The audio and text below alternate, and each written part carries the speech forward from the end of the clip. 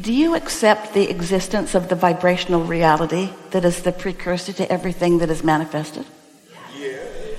And do you acknowledge that it has a vibrational frequency that you want to match if you want to attract what's in it?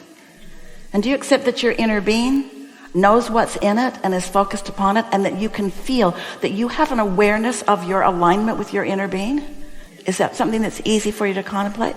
So does your logic tell you that when I'm worried, I'm not on the signal? And I'm not going to get closer to it either, because I've introduced resistance instead. So what I want can't be. Isn't that easy to understand? It takes a while to hone in, doesn't it?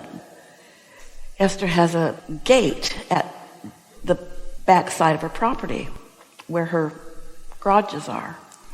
And as she pushes a button and the gate opens, and she can push it and make it stay open, but she lets the gate close unless she knows that someone needs to get in.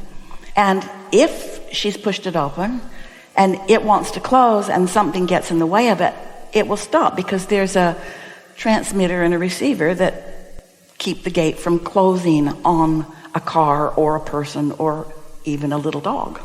So the other day, the gate wouldn't close. And Esther thought, there's nothing keeping it from opening. She pushed her clicker again, it wouldn't close. And then she thought about transmitting and receiving, about alignment.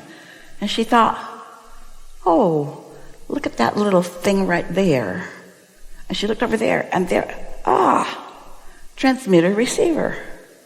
So she just wiggled the thing, and there was a red light on it, and when she wiggled it, the light turned blue.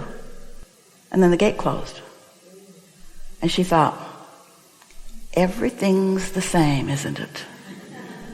Everything in your physical world goes by the same laws of physics in the physical, but what should we call it in the non-physical? These are powerful laws that don't bend to your confusion. Your confusion has to yield to these laws.